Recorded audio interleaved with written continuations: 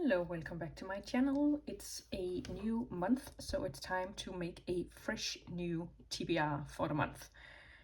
In July, I didn't play my TBR game because I felt a little bit overwhelmed by Sunrise on the Readathon and Her Kid 3 starting up, and also a TBR-a-thon in the first weekend of the month.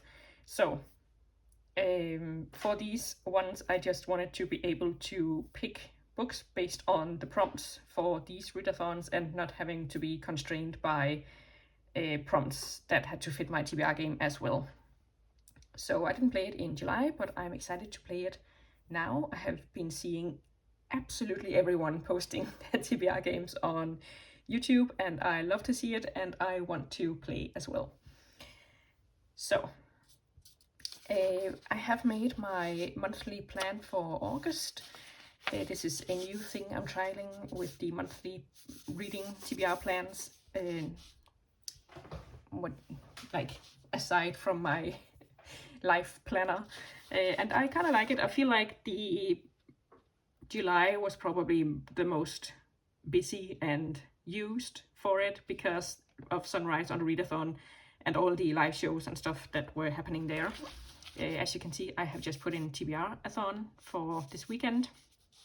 And then I don't really have any specific book plans for the month. We do already have a couple of books on the TBR, and spoiler alert, these were also on my July TBR because I did not touch them. So I have a spinner wheel, and right now it is my, I want to say 2022 to 23 TBR that's on there. So I spin it, read a book, and then spin it again. And right now I have Why Buddhism is True on that TBR. Then I do my own challenge jar where I pick out one of the many challenges that I'm doing, and then read the next prompt for that challenge. And right now it is Lawrence from Lauren and the Books, her TBR, no, non-fiction challenge. Lawrence non-fiction challenge. And I think the prompt was a non-fiction from a person whose job you would like to do. And I recently read Crypt by Alice Roberts, and she is an archaeologist. I used to be an archaeologist, and like deep down I would love to still be an archaeologist, but the job market was not great at the time that I quit. So yeah, but she has a number of books, so I put Buried by Alice Roberts on there. And then I'm also doing Roll for Reads, and I'm reading a non-fiction book about the brain. And full disclosure, I have been reading that for, well, 7 months now, I think, because it just is never really on the top of the pile when I'm picking my next read for some reason. So I have been stalling on Roll for Reads, but hopefully this month, since I don't have any other big reading plans, and I do have a week of vacation off at the end of the month, maybe I should pencil that in because I could do like a little personal readathon, and I actually have 2 weeks off, so that could be a lot of reading time, depending on the weather, because I do need to get my garden somewhat under control. So, but I guess I can also read audiobooks there. Anyway, okay, vacation time. So let's get started on the TBR game. Now, because I didn't play in July, we have to see how I did in June in order to see if I'm playing the easy or hard mode. And here we go. So I got 10 books on there, and first up I got a classics retelling. I picked Song of Achilles. That would have been a reread for me, but obviously I did not read it. Then a book set before the 1700s, I picked Frenchman's Creek by Daphne du Maurier. I did read that and really enjoyed it. A book from my own library, I picked The Five by Hallie Rubenhold. I did not read that one. For a book with one perspective, I picked Wizard of Earthsea by Ursula K. Le Guin. I didn't really love that one, so I have put the entire series on my 10 series to finish before 50 list, so that doesn't really bode well. I think I will try the second book and just see if it's, I don't know, it was just kind of the writing style, but it was translated into Danish, and I always feel like something gets lost in the source there. Anyway, for a non-fiction pick, I picked Ultra Processed People and really enjoyed it. A historical fiction, I picked, I think it's called The Memory Keeper of Kiev, and I soft DNF'd it, I guess, because it had to go back to the library and like right in the middle of me reading it, and I just haven't cared enough to get it back out. So for continuing a series, I picked Murder on the Marlowe Bell, which is the 4th book, I think, in the Marlowe Murder Club mystery series, or whatever it's called. I have read it, but not in June. So for a romance, I picked Wildfire, and I DNF'd that one like 20 pages in, so not me. For a different main character than me, I picked Reading Lolita in Tehran, and I read it, and I enjoyed the perspective it gave me on a woman's life in Iran, but I think the timeline was kind of messy, so a lot of the time I was kind of confused. But anyway, and then for the end spot, I picked Jane Austen's Bookshelf, and I really enjoyed that one. I listened to it on audiobook, and it's basically the author delves into what books would have been on Jane Austen's bookshelf and why we don't really read those today, but consider, you know, it's almost as if Jane Austen sprang fully formed from the tides of history. But she was heavily influenced by all these other female writers in her time. Yeah, so that was really interesting. But as you can tell, I obviously did not win. So we're going to have to go the long way around. And as for the classes I passed, here are the 4. They go into my stack of collected cards, and it is chunking up nicely. But these 4 are going back into the eligible cards, and try and see if I can shuffle them a little bit. Usually I just stick them in the back, but I feel like then I'm gonna end up with all the things I didn't do in the last game, you know. And I'm like, there's a reason I didn't do them, so probably I shouldn't be saving all of them to the last game. So let's see. Also, the way that I play here is I start over here. Can you see? Yeah. So I start over here, and then for hard mode, we do have the extra little thingies here that we have to traverse before we reach the end. So let's just get started.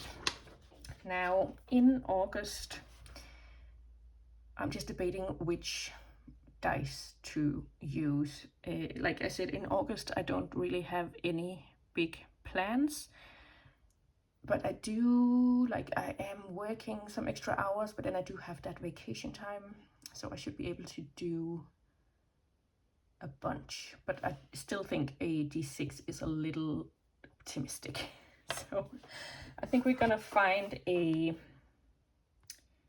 should we find a d10, I think. So here we have a d10. This is not the count. Okay. So let's have our first one, and that is a 5. Okay, so immediately we are going back to the start for more research, and then we are pulling. It's been so long, I can't even remember what we do, but I think, yeah, we pull from my library jar, which is all the books that were in my library in December 2023. So I do have some that are not on there yet, and I'm just debating whether I should be pulling the new ones in here. Well, that's a question for another day. Let's just pull one here, because I do want to, I think I tell you this every time I pull from here, but I do want to reread everything in my library to determine whether or not I want to keep them, keep the books. Now, with the recent developments in AI, namely AI eating our books and destroying them, I am considering keeping everything, keeping all the books, because obviously we cannot trust that they will be safe out there in the world. So yeah, I guess I'll have to see if I want to unhaul a book, what I'm going to do with it. Let me know what you are thinking about this AI eating our books thing. I'm very much tempted to start investing in books more, because usually I get all my books from the actual library, which I also think is really important to support in these times, so that the people have access to books. But I'm just considering whether the people should also hoard books. Not hoard books, but like, I don't know, private libraries. Like, how are we playing this? Let me know. I haven't really formed any coherent thoughts about it yet, as you can probably tell. Anyway, Dreams of Gods and Monsters. This is actually really good, because I do want to reread this series. But I don't think this is the first one. So when this happens, I just read the first book in the series instead of the entire series. Yeah, the Dreams of Gods and Monsters is actually the third book. So I will be reading Daughter of Smoke and Bone by Laini Taylor, which is the first book in the series. And I feel like this is like peak young adult fantasy. I think it was, I always say like 2015-ish. This was published in 2011, but I just feel like 2015 is like where it was at for that time. Anyone else hate this step back thing, or what it's called? Like, why? Anyway, that was the first book on our TBR. We are starting out strong. That's not the one I want. So let's see. Roll number 2. Wow. I feel like the D10 is doing even worse than the D6 would. Anyway, let's pull a card. So we need flowers on the cover. Okay. Well, I just have books home, like a whole new stack of books home from the library. So let's have a look at those. No flowers. No flowers. Nope. A wing. Butterflies. No flowers. No flowers. Palm trees. No flowers. No flowers. Saved in the nick of time. The very last book definitely has flowers on the cover. So The Dead Romantics by Ashley Poston is going on the TBR. Okay, I wasn't recording just then, but I did roll a 6. I moved here and I pulled this card, which says a book about conflict. And nothing comes to mind, so I'll have a little look-see in my stacks. And I just remembered I actually have the Jakarta method, and it is on this quarterly TBR, so it would be good to get it on here, so we have as much time as possible to try and read it. And this is what it says on the tin, I'm assuming. Washington's anti-communist crusade and the mass murder program that shaped our world. So I feel like crusade and murder is definitely conflicty. And I have been wanting to get more into, you know, educating myself about the world, i.e. AI eating our books and stuff. So I feel like that's a good book. Okay, so our next roll is 7.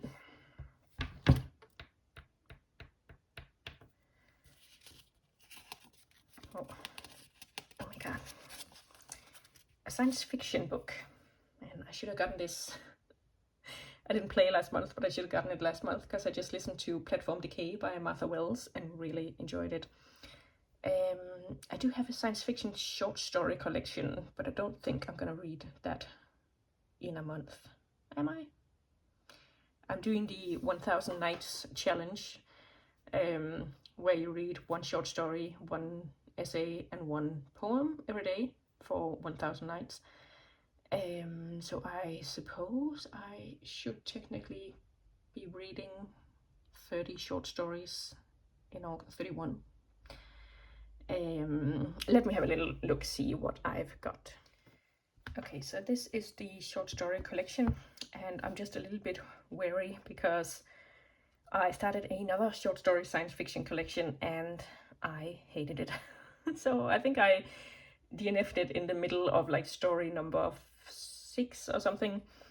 Yeah, so I'm a little bit concerned if the science fiction short story isn't for me, also because I think when I think of sci-fi, I'm like space, you know, and this is a lot of the other stuff was also like sentient robots, like vacuum robot cleaners, and this seems a little bit more like that rather than what I would want. So there's one called A Cheap Hotel. I don't know. I guess we'll see, because there are, I think, 29 short stories here, and we are on the 2nd of August, so that would fit perfectly because I already read my story for today in another short story collection. So we're going to put that on there and hope for the best. A 3, at least we're past the library. A book with a brown cover. Okay, this is maybe a little bit debatable, but I feel like the horse is brown, her coat is brown, the ground is brown, so just disregard the blue. This is about the Queen of Sweden called Christina, who was not like other royalty. I think I saw it online somewhere, I think. And she sounded like an interesting person, so I just wanted to learn more about her. So another roll, an 8. Okay, so that's just another. A book with religion/gods. Do I have anything that comes to mind? Not really. I'll have a look. I don't have a whole lot of books about religion and gods. I think I tend to mostly read that in a fantasy setting, and then I don't think I like gravitate towards that.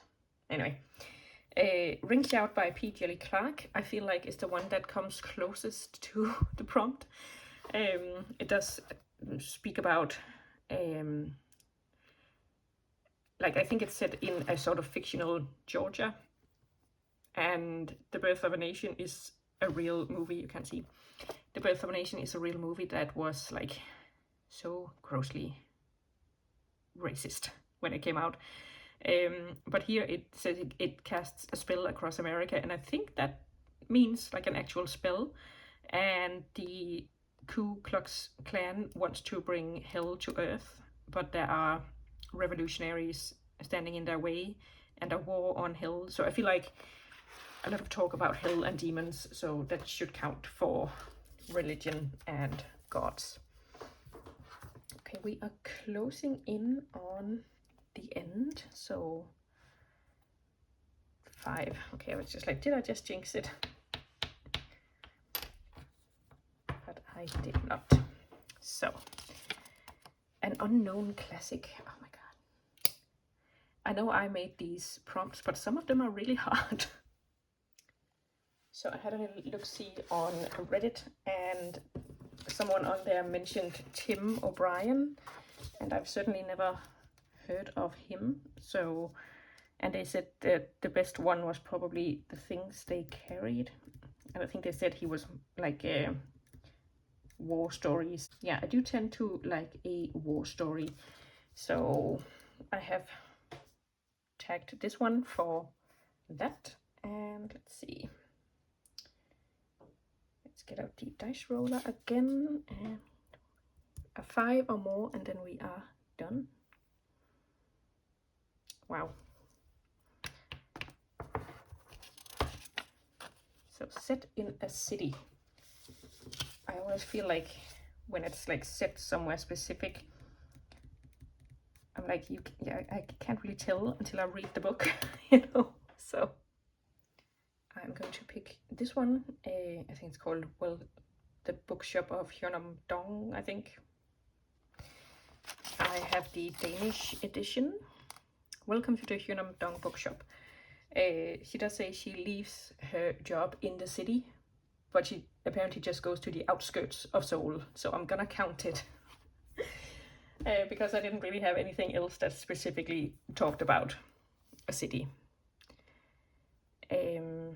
3.